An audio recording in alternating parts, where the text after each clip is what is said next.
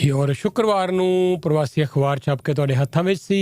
लगातार पिछले लगभग 20 साल तो ये अखबार असी प्रिंट करते आ रहे हैं। और जे तुसी प्रोग्राम नूं इस वेले सुन रहे हो, देख रहे हो टीवी के उत्ते, तो देख सकते हो ये हत्थ दे विच है मेरे ताज़ा अंक। और 19 अप्रैल नूं असी 20 साल पूरे करन जा रहे हैं प्रवासी अखबार दे। हर हफ्ते तुसी बड़ी बेसब्री नाल उड़ीकदे हो प्रवासी अखबार नूं, तो मैं तुहानूं प्रवासी दी स्क्रीन दे उत्ते दिखा रहे हैं जे तुसी प्रोग्राम नूं इसलिए वॉच कर रहे हो कि साडा ताज़ा अंक है। और इस अंक दे विच तुसी देख रहे हो फ्रंट दे उत्ते जिहड़ी मेन न्यूज़ है वो है दिल्ली फतेह। तो दिल्ली नूं फतेह करके किसान वापस परत आए है। किसान फौजियां ने अपनी छावनी समेटी, दिल्ली बार्डरां तो फौजां परतन लगियां घरां नूं। ये है हैडिंग साडा इस वार दा। एक होर हैडिंग है श्री दरबार साहब विखे जित दा शुकराना अरदास करन लई 13 नूं नतमस्तक होणगे किसान आगू। तो बिल्कुल ठीक है जी, उसे दे ही प्रोग्राम दे चलदियां अज किसान आगू दिल्ली तो चल के पंजाब पहुंचे और राह दे विच फिर प्राइवेट जैट हायर किए गए, फुल्लां दी बरखा हुई, सड़क के दोनों पासियां तो उन्हां दा होया सन्मान स्वागत ते पहुंचे फिर उस थां ते जिथे हर व्यक्ति सुपना लैंदा है नतमस्तक होने दा, श्री दरबार साहब अमृतसर। तो उत्थे प्रैस कॉन्फ्रेंस भी हुई है। तो मैनूं बड़ी खुशी है तुहाडे नाल गल करदिआं होइआं कि असीं राजीव शर्मा होरां नाल गलबात करन लगे हाँ। न्यूज़ 18 बड़ा मशहूर चैनल है इन्हां दे, उन्हां दे सीनियर कॉरस्पोंडेंट ने और अमृतसर तो साडे नाल गलबात करनगे। विच समा लग्या करेगा तो जो अमृतसर की गल होया करेगी असीं राजीव होरां नाल जरूर गल करते रहा करांगे। हुण मैं जो खबरां देख रहा सी, जो रेडियो ते पेश कर रहे सी, नाल टीवी ते आ रही सी, ते राकेश टकैत होरी केसरी पग पा के ऐ लग रहे सी सिंह सजे होण, पछाणना औखा हो रहा सी।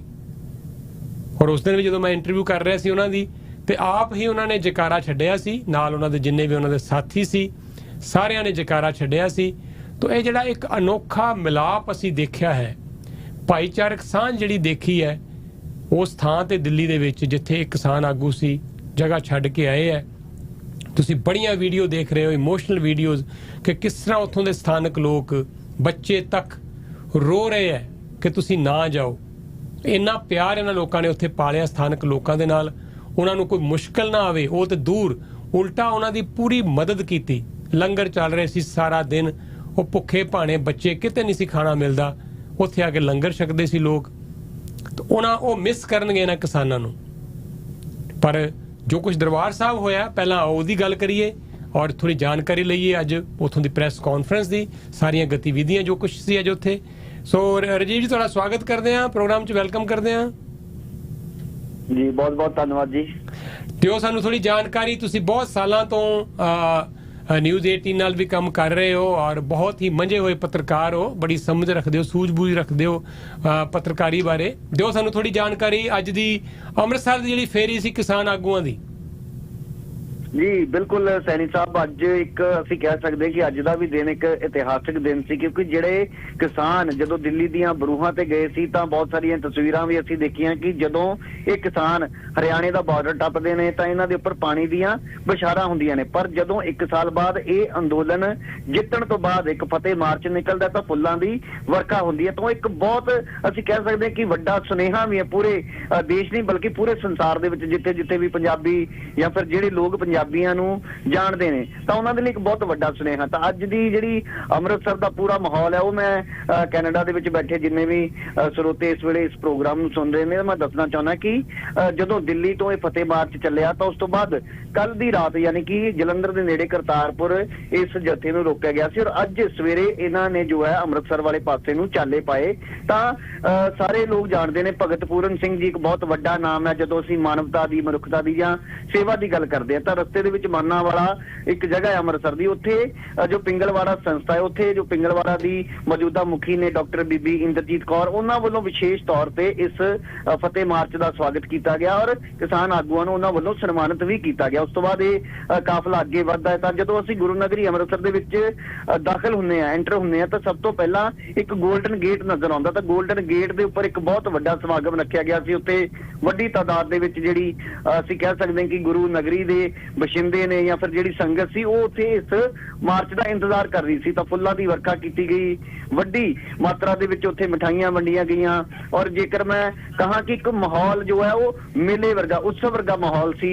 ਡੀਜੇ ਲਗਾ ਕੇ ਉੱਥੇ ਭੰਗੜੇ ਪਾਉਂਦੇ ਲੋਕ ਨਜ਼ਰ ਆਏ। ਤਾਂ ਉਸ ਤੋਂ ਬਾਅਦ ਇਹ ਕਾਫਲਾ ਅੱਗੇ ਵਧਿਆ, ਫਿਰ ਹਰਮੰਦਰ ਸਾਹਿਬ ਨਤਮਸਤਕ ਹੋਏ ਸਾਰੇ ਆਗੂ। ਔਰ ਐਸਜੀਪੀਸੀ ਦੇ ਪ੍ਰਧਾਨ ਹਰਜਿੰਦਰ ਸਿੰਘ ਧਾਮੀ ਵੱਲੋਂ ਪਹਿਲਾਂ ਤੋਂ ਹੀ ਇਹ ਐਲਾਨ ਕਰ ਦਿੱਤਾ ਗਿਆ ਸੀ ਕਿ ਕਿਸਾਨ ਆਗੂਆਂ ਦਾ ਵਿਸ਼ੇਸ਼ ਸਨਮਾਨ ਕੀਤਾ ਜਾਏਗਾ। ਤਾਂ ਅੱਜ ਐਸਜੀਪੀਸੀ ਵੱਲੋਂ ਸਾਰੇ ਜਿੰਨੇ ਵੀ ਆਗੂ ਉੱਥੇ ਪਹੁੰਚੇ ਉਹਨਾਂ ਦਾ ਸਨਮਾਨ ਕੀਤਾ ਗਿਆ, ਔਰ ਲੰਗਰ ਦੇ ਵਿੱਚ ਵੀ ਖਾਸ ਤੌਰ ਤੇ ਇਹਨਾਂ ਵੱਲੋਂ ਵਿਸ਼ੇਸ਼ ਪ੍ਰਬੰਧ ਕੀਤੇ ਗਏ ਸੀ, ਕਿਉਂਕਿ ਇਹ ਇੱਕ ਯੋਧਿਆਂ ਵਾਂਗ ਜਦੋਂ ਕੋਈ ਯੋਧਾ ਕੋਈ ਜੰਗ ਫਤਿਹ ਕਰਕੇ ਵਾਪਸ ਆਪਣੇ ਘਰ ਨੂੰ ਪਰਤਦਾ ਤਾਂ ਉਸ ਤਰੀਕੇ ਦਾ ਇੱਕ ਸਵਾਗਤ ਇਹਨਾਂ ਯੋਧਿਆਂ ਦਾ ਕੀਤਾ ਗਿਆ। ਤਾਂ ਜਿੱਥੋਂ ਤੱਕ ਤੁਸੀਂ ਗੱਲ ਕਰ ਰਹੇ ਸੀ ਰਾਕੇਸ਼ ਟਕੈਤ ਦੀ, ਤਾਂ ਉਹਨਾਂ ਵੱਲੋਂ ਅੱਜ ਇੱਕ ਵੱਡੀ ਗੱਲ ਕਹੀ ਗਈ ਹੈ। ਜਿੱਥੇ ਹੁਣ ਤੱਕ ਖੇਤੀ ਦੇ ਨਾਲ ਜੁੜੀਆਂ ਮੰਗਾਂ ਦੀ ਗੱਲ ਹੁੰਦੀ ਸੀ, ਕੁਝ ਦਿਨ ਪਹਿਲਾਂ ਉਹਨਾਂ ਵੱਲੋਂ ਟੋਲ ਪਲਾਜ਼ਿਆਂ ਨੂੰ ਲੈ ਕੇ ਬਿਆਨ ਦਿੱਤਾ ਗਿਆ ਕਿ ਜੇਕਰ ਟੋਲ ਪਲਾਜ਼ਿਆਂ ਵਾਲੇ, ਕਿਉਂਕਿ ਸੋਸ਼ਲ ਮੀਡੀਆ ਤੇ ਬਹੁਤ ਸਾਰੀਆਂ ਐਸੀਆਂ ਖਬਰਾਂ ਵਾਇਰਲ ਹੋ ਰਹੀਆਂ ਨੇ ਕਿ ਟੋਲ ਪਲਾਜ਼ਿਆਂ ਦੀ ਜਿਹੜੀ ਫੀਸ ਹੈ ਉਹ ਬਹੁਤ ਵਧਾਈ ਜਾ ਰਹੀ ਹੈ, ਅਸੀਂ 40% ਤੱਕ ਦੀਆਂ ਗੱਲਾਂ ਸਾਹਮਣੇ ਆ ਰਹੀਆਂ ਨੇ। ਤਾਂ ਉਹਨਾਂ ਦਾ ਕਹਿਣਾ ਹੈ ਕਿ ਜੇਕਰ ਇਹ ਕੰਪਨੀਆਂ ਜਿਹੜੀਆਂ ਨੇ ਟੋਲ ਪਲਾਜ਼ਾ ਦੀ ਫੀਸ ਵਧਾਉਂਦੀਆਂ ਨੇ ਤਾਂ ਅਸੀਂ ਉਸ ਦੇ ਲਈ ਵੀ ਅੰਦੋਲਨ ਕਰ ਸਕਦੇ ਹਾਂ। ਪਰ ਅੱਜ ਉਹਨਾਂ ਨੇ ਇੱਕ ਜਿਹੜੀ ਵੱਡੀ ਗੱਲ ਕਹੀ ਹੈ ਕਿ ਪੰਜਾਬ ਦੇ ਵਿੱਚ ਰਾਕੇਸ਼ ਟਕੈਤ ਹੁਣ ਸਮੇਂ-ਸਮੇਂ ਤੇ ਆਉਂਦੇ ਰਹਿਣਗੇ। ਉਹਨਾਂ ਦਾ ਕਹਿਣਾ ਸੀ ਕਿ ਮੈਂ 10 ਤੋਂ 15 ਦਿਨ ਜੋ ਹੈ ਪ੍ਰੋਗਰਾਮ ਬਣਾ ਕੇ ਪੰਜਾਬ ਦੇ ਵਿੱਚ ਆਇਆ ਕਰਾਂਗਾ। ਔਰ ਪੰਜਾਬ ਦੇ ਵਿੱਚ ਹੁਣ ਸਭ ਤੋਂ ਵੱਡਾ ਮੁੱਦਾ ਜਿਹੜਾ ਕਿ ਪਿਛਲੀ ਵਾਰ 2017 ਦੀਆਂ ਚੋਣਾਂ ਦੇ ਵਿੱਚ ਵੀ ਬਹੁਤ ਵੱਡਾ ਸਿਆਸੀ ਮੁੱਦਾ ਬਣਿਆ ਸੀ, ਨਸ਼ੇ ਦਾ। ਤਾਂ ਉਹਨਾਂ ਦਾ ਕਹਿਣਾ ਕਿ ਹੁਣ ਅਸੀਂ ਪੰਜਾਬ ਨੂੰ ਨਸ਼ਾ ਮੁਕਤ ਵੀ ਬਣਾਉਣ ਦੇ ਲਈ ਸਾਰੀਆਂ ਜਿਹੜੀਆਂ ਜਥੇਬੰਦੀਆਂ ਨੇ ਉਹ ਮਿਲ ਕੇ ਇੱਕ ਮੁਹਿੰਮ ਚਲਾਵਾਂਗੇ, ਇੱਕ ਅੰਦੋਲਨ ਚਲਾਵਾਂਗੇ। ਤਾਂ ਇਹ ਇੱਕ ਵੱਡੀ ਗੱਲ ਸੀ, ਔਰ ਗੁਰੂ ਨਗਰੀ ਦੇ ਵਿੱਚ ਗੁਰੂ ਦੇ ਚਰਨਾਂ ਦੇ ਵਿੱਚ ਨਤਮਸਤਕ ਹੋ ਕੇ ਉਹਨਾਂ ਵੱਲੋਂ ਉਸ ਤੋਂ ਬਾਅਦ ਇਹ ਗੱਲ ਕਹੀ ਗਈ। ਔਰ ਦੂਸਰੀ ਚੀਜ਼ ਜਿਹੜੀ ਆਪਣੇ ਆਪ ਦੇ ਵਿੱਚ ਇੱਕ ਬਹੁਤ ਵੱਡੀ ਗੱਲ ਹੈ ਕਿ ਰਾਕੇਸ਼ ਟਕੈਤ ਇੱਕ ਦਸਤਾਰ ਸਜਾ ਕੇ ਉੱਥੇ ਪਹੁੰਚਦੇ ਨੇ।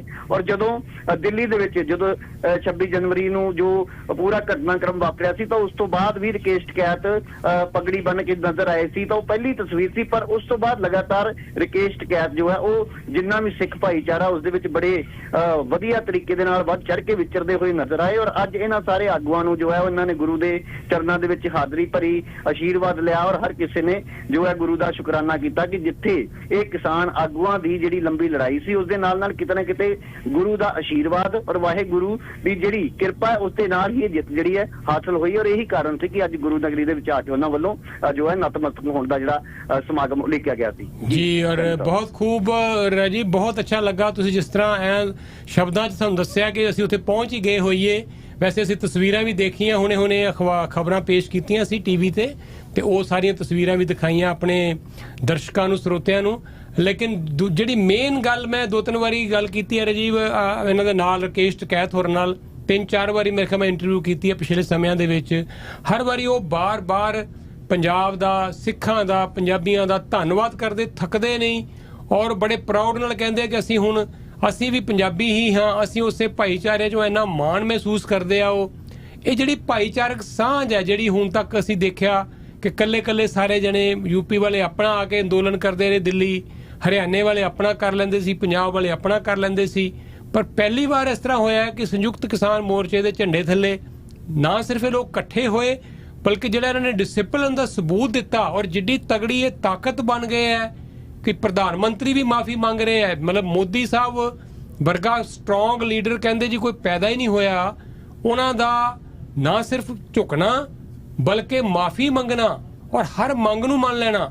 ਮਤਲਬ ਜਿਹੜੀ ਕਿਸਾਨ ਮੋਰਚੇ ਨੇ, ਜਿਹੜੀ ਸੰਯੁਕਤ ਕਿਸਾਨ ਮੋਰਚੇ ਨੇ ਜਿਹੜੀ ਤਾਕਤ ਦਿਖਾਈ ਹੈ ਔਰ ਜਿਹੜੀ ਇਹ ਯੂਨਿਟੀ ਇਹਨਾਂ ਦੀ ਵੱਧਦੀ ਜਾ ਰਹੀ ਹੈ। ਜੀ ਹਾਂ, ਬਿਲਕੁਲ ਸੈਣੀ ਸਾਹਿਬ, ਤੁਹਾਡੀ ਗੱਲ ਬਿਲਕੁਲ ਸਹੀ ਹੈ ਕਿ ਜਿਸ ਤਰੀਕੇ ਦਾ ਇਹ ਅੰਦੋਲਨ ਸੀ, ਹਾਲਾਂਕਿ ਜਦੋਂ ਅੰਦੋਲਨ ਸ਼ੁਰੂ ਹੁੰਦਾ, ਜੇਕਰ ਅਸੀਂ ਸ਼ੁਰੂਆਤ ਵਾਲੇ ਪਾਸੇ ਝਾਤ ਪਾਈਏ ਤਾਂ ਉਸ ਵੇਲੇ ਇਹ ਜ਼ਰੂਰ ਲੱਗਦਾ ਸੀ ਕਿ ਸ਼ਾਇਦ ਇਹ ਅੰਦੋਲਨ ਜਿਹੜਾ ਉਹ ਡਾਵਾਡੋਲ ਹੋ ਸਕਦਾ ਹੈ, ਵਿੱਚ ਕਈ ਤਰ੍ਹਾਂ ਦੀ ਘੁਸਪੈਠ ਦੀ ਗੱਲ ਕਹੀ ਗਈ। ਉਸ ਤੋਂ ਬਾਅਦ ਇਹ ਗੱਲਾਂ ਸਾਹਮਣੇ ਆਈਆਂ ਕਿ ਸਰਕਾਰ ਜੋ ਹੈ ਉਹ ਸਰਕਾਰ ਹੀ ਹੁੰਦੀ ਹੈ, ਔਰ ਸਰਕਾਰ ਕਈ ਤਰ੍ਹਾਂ ਦੇ ਹਥਕੰਡੇ ਵੀ ਅਪਣਾਉਂਦੀ ਹੈ ਕਿ ਉਹ ਆਪਣੀਆਂ ਏਜੰਸੀਆਂ ਦੇ ਰਾਹੀਂ ਆਪਣੇ ਜਿਹੜੇ ਬੰਦੇ ਨੇ ਉਹ ਅੰਦੋਲਨ ਦੇ ਵਿੱਚ ਸ਼ਾਮਲ ਕਰਕੇ ਇਸ ਨੂੰ ਤਾਰਪੀਡੋ ਕੀਤਾ ਜਾ ਸਕਦਾ। ਤਾਂ ਬਹੁਤ ਸਾਰੀਆਂ ਗੱਲਾਂ ਸਾਹਮਣੇ ਆਈਆਂ ਸੀ, ਪਰ ਪੰਜਾਬੀਆਂ ਦਾ ਜਿਹੜਾ ਅਸੀਂ ਕਹਿ ਸਕਦੇ ਕਿ ਸਿਰੜ ਹੈ ਉਸ ਦੀ ਮਿਸਾਲ ਇੱਥੇ ਦੇਖਣ ਨੂੰ ਮਿਲੀ ਕਿ कि वो डटे रहे, क्योंकि बरसात का मौसम आया, सर्दी आई, गर्मी का भी मौसम इन्हां किसानां ने। और असीं इहदे विच जेकर वड्डी जिहड़ी सब तो जरूरी और जिहड़ी जिस ਵੱਲ गौर करन दी लोड़ है वो ये है कि ज्यादातर जिहड़ी तादाद सी वो बजुर्गां दी सी, और बजुर्ग जिहड़े ने उन्हां दा ही थापड़ा लैके जिहड़े नौजवान ने वो भी पिंडां दे विचों ट्रालियां लैके वहीरां कट के उधर जांदे रहे। तां असीं कह सकदे हां कि एक कुल मिला के जो अज जेकर असीं बब्बू मान दी भी गल करी तां उन्हां ने भी ये जिक्र कीता कि बाबे नानक दी किरपा होई है। क्योंकि जदों असीं खेती दी गल करदे हां, जिस तरह की करतारपुर साहिब तो भी उस तुसीं भी एक उपराला कीता कि उतों हर रोज गुरबाणी जिहड़ी है वो पूरे संसार दे लोकां तक जां खास तौर ते कैनेडा दे लोकां तक तुसीं पहुंचाउण दी लई उपराला कर रहे हो। तां उत्थों ही गुरु साहिब ने संदेश दिता सी कि वंड छकण दा और जिहड़ी किरत करन दा, तां वो एक सुनेहा जिहड़ा असीं कह सकदे कि इस अंदोलन दे विच मजबूती लियाउण दे लई भी एक उसने बहुत वड्डा काम कीता। उस तो बाद गुरपुरब उत्थे मनाए गए। तां इस तो बाद लगातार जिहड़े होर जिहड़े लोग शायद सिख धर्म बारे या पंजाबियां दा जिहड़ी रवायत है उन्हां दा विरसा उस बारे नहीं जानदे सी, तां उन्हां नूं भी ਉਹ ਕੁਝ ਦੇਖਣ ਨੂੰ ਮਿਲਿਆ। ਤੇ ਉਹੀ ਕਾਰਨ ਹੈ ਕਿ ਬਹੁਤ ਸਾਰੇ ਲੋਕ ਜਿਹੜੇ ਨੇ ਉੱਥੇ ਰੋਂਦੇ ਹੋਏ ਨਜ਼ਰ ਆਏ, ਭਾਵਕ ਹੁੰਦੇ ਨਜ਼ਰ ਆਏ ਕਿ ਅਸੀਂ ਤੁਹਾਨੂੰ ਜੋ ਇੱਥੋਂ ਜਾਣ ਨਹੀਂ ਦੇਵਾਂਗੇ। ਤਾਂ ਕਾਰਨ ਇਹੀ ਹੈ ਕਿਉਂਕਿ ਉਹ ਲੋਕ ਇਹਨਾਂ ਪੰਜਾਬੀਆਂ ਦੇ ਵਿੱਚ ਕਦੇ ਇੰਨਾ ਵਿਚਰਨ ਦਾ ਉਹਨਾਂ ਨੂੰ ਮੌਕਾ ਨਹੀਂ ਸੀ ਮਿਲਿਆ, ਔਰ ਜੇ ਮੌਕਾ ਮਿਲਿਆ ਤਾਂ ਇੱਕ ਪੂਰੇ ਸੰਸਾਰ ਦੇ ਵਿੱਚ ਇੱਕ ਸੁਨੇਹਾ ਜ਼ਰੂਰ ਪੰਜਾਬੀਆਂ ਨੇ ਭੇਜਿਆ। ਹਾਲਾਂਕਿ ਪੂਰੇ ਸੰਸਾਰ ਦੇ ਵਿੱਚ ਪੰਜਾਬੀ ਵਸੇ ਹੋਏ ਨੇ, ਖਾਸ ਤੌਰ ਤੇ ਜੇਕਰ ਅਸੀਂ ਸਿੱਖਾਂ ਦੀ ਗੱਲ ਕਰੀਏ ਤਾਂ ਸਿੱਖਾਂ ਦੀ ਜਿਹੜੀ ਗਿਣਤੀ ਹੈ ਉਹ ਹਰ ਮੁਲਕ ਦੇ ਵਿੱਚ ਉਹਨਾਂ ਦੀ ਕਿਤੇ ਨਾ ਕਿਤੇ ਸ਼ਮੂਲੀਅਤ ਵੀ ਹੈ, ਔਰ ਇੱਕ ਵੱਖਰੀ ਪਛਾਣ ਤਾਂ ਉਹਨਾਂ ਨੇ ਕਾਇਮ ਕੀਤੀ ਹੀ ਹੈ। ਪਰ ਇਸ ਅੰਦੋਲਨ ਦੇ ਰਾਹੀਂ ਜਿਸ ਤਰ੍ਹਾਂ ਵਿੱਚ ਦਾ ਇੱਕ ਐਸਾ ਦੌਰ ਹੈ ਕਿ ਪੂਰੇ ਸੰਸਾਰ ਦੇ ਵਿੱਚ ਇੱਕ ਵੱਖਰੀ ਛਵੀ, ਵੱਖਰੀ ਮਤਲਬ ਕਿ ਇੱਕ ਗਲਤ ਢੰਗ ਦੇ ਨਾਲ ਜੋ ਹੈ ਉਹ ਸਿੱਖਾਂ ਦੀ ਛਵੀ ਨੂੰ ਪੇਸ਼ ਕੀਤਾ ਗਿਆ। ਪਰ ਉਸ ਸਾਰੀ ਚੀਜ਼ ਨੂੰ ਬੜੇ ਸਹੀ ਢੰਗ ਦੇ ਨਾਲ, ਬੜੀ ਸੂਝ ਅਸੀਂ ਕਹਿ ਸਕਦੇ ਕਿ ਸੂਝ ਬੂਝ ਦੇ ਨਾਲ ਜੋ ਹੈ ਉਹ ਆਗੂਆਂ ਨੇ ਵੀ ਔਰ ਜਿੰਨੇ ਵੀ ਲੋਕ ਉੱਥੇ ਸ਼ਾਮਲ ਸੀ ਬੜੇ ਸਹੀ ਢੰਗ ਦੇ ਨਾਲ ਸਰਕਾਰ ਤੱਕ ਇਹ ਗੱਲ ਪਹੁੰਚਾਉਣ ਦੀ ਕੋਸ਼ਿਸ਼ ਕੀਤੀ ਕਿ ਸਾਡਾ ਮੰਤਵ ਇਹ ਨਹੀਂ ਹੈ ਕਿ ਕਿਸੇ ਨੂੰ ਨੁਕਸਾਨ ਪਹੁੰਚਾਉਣਾ, ਕਿਸੇ ਵਰਗ ਨੂੰ, ਕਿਸੇ ਧਰਮ ਨੂੰ, ਜਦ ਕਿ ਸਾਡੀ ਜਿਹੜੀ ਜ਼ਮੀਨ ਹੈ, ਕਿਉਂਕਿ ਪੰਜਾਬ ਦੇ ਵਿੱਚ ਜੇਕਰ ਅਸੀਂ ਜਾਂ ਦੇਸ਼ ਦੇ ਵਿੱਚ ਕਿਤੇ ਵੀ ਜਿਹੜਾ ਕਿਸਾਨ ਹੈ ਤਾਂ ਉਹ ਆਪਣੀ ਜ਼ਮੀਨ ਨੂੰ ਆਪਣੇ ਪੁੱਤਾਂ ਨਾਲੋਂ ਵੱਧ ਜੋ ਹੈ ਉਹ ਪਾਲਦਾ ਔਰ ਵੱਧ ਪਿਆਰ ਕਰਦਾ। ਤਾਂ ਇਹ ਇੱਕ ਸੁਨੇਹਾ ਦੇਣ ਦੀ ਕੋਸ਼ਿਸ਼ ਸੀ ਜਿਸ ਦੇ ਵਿੱਚ ਕਾਮਯਾਬੀ ਮਿਲੀ। ਔਰ ਅੱਜ ਦਾ ਜਿਹੜਾ ਪੂਰਾ ਮਾਹੌਲ ਹੈ, ਜਿਸ ਤਰ੍ਹਾਂ ਮੈਂ ਪਹਿਲਾਂ ਸ਼ੁਰੂਆਤ ਵੇਲੇ ਦੱਸਿਆ ਸੀ ਕਿ ਮੇਲੇ ਵਰਗਾ ਮਾਹੌਲ ਸੀ, ਉਤਸਵ ਵਰਗਾ ਮਾਹੌਲ ਸੀ, ਤਾਂ ਉਹ ਇਹੀ ਕਾਰਨ ਹੈ ਕਿ ਹਰ ਕੋਈ ਖੁਸ਼ ਹੈ ਕਿ ਉਹਨੂੰ ਇਹਦੇ ਵਿੱਚ ਇਹ ਨਹੀਂ ਹੈ ਕਿ ਅਸੀਂ ਜੇਕਰ ਕੱਲੀਆਂ 32 ਜਥੇਬੰਦੀਆਂ ਦੀ ਗੱਲ ਕਰੀਏ ਕਿ ਉਹਨਾਂ ਦੀ ਜਿੱਤ ਹੈ। 32 ਜਥੇਬੰਦੀਆਂ ਦੇ ਨਾਲ ਨਾਲ ਹਰ ਇੱਕ ਪਿੰਡ ਦਾ, ਭਾਵੇਂ ਕੋਈ ਮਜ਼ਦੂਰ ਸੀ, ਭਾਵੇਂ ਕੋਈ ਕਿਸਾਨ ਸੀ, ਕੋਈ ਕਾਮਾ ਸੀ, ਕੋਈ ਦੁਕਾਨਦਾਰ ਸੀ, ਜਿਹੜਾ ਆਪਣੇ ਆਪਣੇ ਕੰਮਕਾਰ ਛੱਡ ਕੇ, ਘਰ-ਬਾਰ ਛੱਡ ਕੇ ਉੱਥੇ ਬੈਠਾ ਸੀ, ਤਾਂ ਉਸ ਹਰ ਕਿਸੇ ਦਾ ਯੋਗਦਾਨ ਸੀ। ਪਰ ਗੱਲ ਫੇਰ ਉਹੀ ਹੈ ਕਿ ਇਹ ਵਾਹਿਗੁਰੂ ਦੀ ਕਿਰਪਾ ਦੇ ਨਾਲ ਹੀ ਹੋਇਆ, ਔਰ ਇਸੇ ਕਰਕੇ ਵਾਹਿਗੁਰੂ ਦਾ ਸ਼ੁਕਰਾਨਾ ਕਰਨ ਦੇ ਲਈ ਅੱਜ ਸਾਰੇ ਕਿਸਾਨ ਔਰ ਜਿਹੜੇ ਉਹਨਾਂ ਦੇ ਆਗੂ ਨੇ ਉਹ ਹਰਿਮੰਦਰ ਸਾਹਿਬ ਵਿਖੇ ਨਤਮਸਤਕ ਹੋਏ। ਜੀ ਬਹੁਤ ਬਹੁਤ ਸ਼ੁਕਰੀਆ ਰਾਜੀਵ। ਮੇਰੇ ਖਿਆਲ 'ਚ ਬਹੁਤ ਸਾਰੀਆਂ ਸੋਸ਼ਲ ਮੀਡੀਆ ਤੇ ਇਦਾਂ ਦੀਆਂ ਪੋਸਟਸ ਆ ਰਹੀਆਂ ਕਿ ਜੋ ਕੰਮ ਸ਼੍ਰੋਮਣੀ ਕਮੇਟੀ 100 ਸਾਲ 'ਚ ਨਹੀਂ ਕਰ ਸਕੀ, ਸਿੱਖਾਂ ਦੀ ਪਹਿਚਾਣ ਬਣਾਉਣ ਵਾਸਤੇ, ਸਿੱਖਾਂ ਨੂੰ ਉਹ ਸਨਮਾਨ ਦਿਵਾਉਣ ਵਾਸਤੇ, ਉਹ ਇਸ ਅੰਦੋਲਨ ਨੇ 1 ਸਾਲ 'ਚ ਕਰ ਦਿੱਤਾ ਹੈ। ਕਿਉਂਕਿ ਸਾਰੇ ਸੰਸਾਰ ਦੀਆਂ ਨਜ਼ਰਾਂ ਸੀ, CNN, BBC, ਤੁਸੀਂ ਦੁਨੀਆ ਦਾ ਕਿਹੜਾ ਮੀਡੀਆ ਹੈ ਜਿਹੜਾ ਇਸ ਨੂੰ ਵਾਚ ਨਹੀਂ ਸੀ ਕਰ ਰਿਹਾ, ਕਵਰ ਨਹੀਂ ਸੀ ਕਰ ਰਿਹਾ, ਕਿਉਂਕਿ ਦੁਨੀਆ ਦੇ ਇਤਿਹਾਸ ਵਿੱਚ ਸਭ ਤੋਂ ਵੱਡਾ ਤੇ ਸਭ ਤੋਂ ਲੰਬਾ ਅੰਦੋਲਨ ਸੀ ਜੋ ਫਿਰ ਹੋਇਆ ਵੀ ਕਿਆ ਕਾਮਯਾਬੀ ਦੇ ਨਾਲ, ਜਿਹਦਾ ਅੰਤ ਉਹ ਸਾਰੀਆਂ ਕਸਰਾਂ ਉਹਨੇ ਕੱਢ ਦਿੱਤੀਆਂ। ਜਿੰਨਾ ਸ਼ੁਰੂ ਦੇ ਵਿੱਚ ਖਤਰਾ ਸੀ, ਜਿੰਨਾ ਸ਼ੁਰੂ ਦੇ ਵਿੱਚ ਟਕਰਾਅ ਸੀ, ਤਣਾਅ ਸੀ, ਬੜੇ ਹੀ ਵਧੀਆ ਤਰੀਕੇ ਨਾਲ ਦੀ ਸਮਾਪਤੀ ਹੋਈ ਹੈ। ਤੋ ਇੱਕ ਜਾਂਦੇ ਜਾਂਦੇ ਲਾਸਟ ਸਵਾਲ ਹੈ ਮੇਰਾ ਰਾਜੀਵ ਤੁਹਾਨੂੰ, ਤੁਸੀਂ ਹੁਣੇ ਸਾਨੂੰ ਦੱਸਿਆ ਹੈ ਕਿ ਰਾਕੇਸ਼ ਟਕੈਤ ਹੋਰਾਂ ਨੇ ਕਿਹਾ ਕਿ ਪੰਜਾਬ ਦੇ ਵਿੱਚ ਨਸ਼ੇ ਜਿਹੜੇ ਹੈ, ਪੰਜਾਬ ਨੂੰ ਨਸ਼ਾ ਮੁਕਤ ਕਰਨਾ ਹੈ ਤੇ ਇਹਦੇ ਲਈ ਉਹ ਵੀ ਆਪਣਾ ਯੋਗਦਾਨ ਪਾਉਣਗੇ।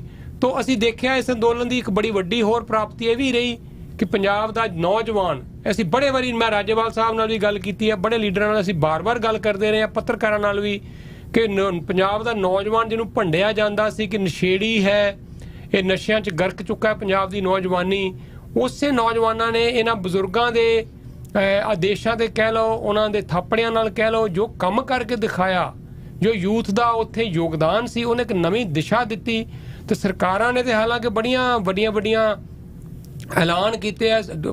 ਕੈਪਟਨ ਸਾਹਿਬ ਨੇ ਤਾਂ ਖੈਰ ਗੁਟਕੇ ਦੀ ਸਹੁੰ ਵੀ ਖਾ ਲਈ ਸੀ ਕਿ ਮੈਂ ਨਸ਼ਾ ਮੁਕਤ ਕਰ ਦਿਆਂਗਾ, ਬੜੀ ਪੁਲਿਸ ਲਾਈ, ਬੜੇ ਕਾਨੂੰਨ ਬਣਾਏ, ਪਰ ਗਰਾਊਂਡ ਦੇ ਉੱਤੇ ਹੁੰਦਾ ਕੁਝ ਨਜ਼ਰ ਨਹੀਂ ਆਇਆ। ਤਾਂ ਮੈਨੂੰ ਐਂ ਲੱਗਦਾ ਕਿ ਵੱਡੇ ਜਦੋਂ ਅੰਦੋਲਨ ਚੱਲਦੇ ਆ, ਪਗੜੀ ਸੰਭਾਲ ਜੱਟਾ ਜਾਂ ਉਹ ਭਗਤ ਸਿੰਘ ਹੋਰਾਂ ਦਾ ਉਹ ਦੌਰ, ਜਦੋਂ ਉਹ ਸਮਾਂ ਆਉਂਦਾ ਹੈ, ਜਦੋਂ ਲੋਕਾਂ ਦੇ ਮਨਾਂ 'ਚ ਗੱਲ ਜਾਗਦੀ ਹੈ, ਸ਼ਾਇਦ ਉਹ ਸਮਾਂ ਹੁਣ ਆ ਗਿਆ ਹੈ। ਤੁਹਾਨੂੰ ਲੱਗਦਾ ਹੈ ਕਿ ਜੋ ਕਿਸਾਨਾਂ ਨੇ ਕਰ ਦਿਖਾਇਆ, ਜੋ ਨਵੀਂ ਪਿਰਤ ਪਾਈ ਹੈ, ਇਹ ਜਿਹੜਾ ਨਸ਼ਾ ਮੁਕਤ ਹੋ ਸਕੇਗਾ ਪੰਜਾਬ, ਜਾਂ ਕਮ ਸੇ ਕਮ ਜੇ ਕਿਸਾਨ ਅੱਗੇ ਆ ਜਾਣ, ਪਿੰਡਾਂ ਦੇ ਪਿੰਡ ਜਿਹੜੇ ਆ ਉੱਠ ਖੜੇ ਹੋਣ ਇਸ ਨਸ਼ੇ ਦੇ ਖਿਲਾਫ, ਤੇ ਜਿਹੜੀ ਨਾਮੁਮਕਿਨ ਗੱਲ ਨਜ਼ਰ ਆ ਰਹੀ ਹੈ ਨਸ਼ੇ ਨੂੰ ਖਤਮ ਕਰਨ ਦੀ, ਉਹ ਵੀ ਹੁਣ ਮੁਮਕਿਨ ਹੋ ਸਕੇ ਔਰ ਪੰਜਾਬ ਇੱਕ ਨਵੇਂ ਪਾਸੇ ਤੁਰੇ।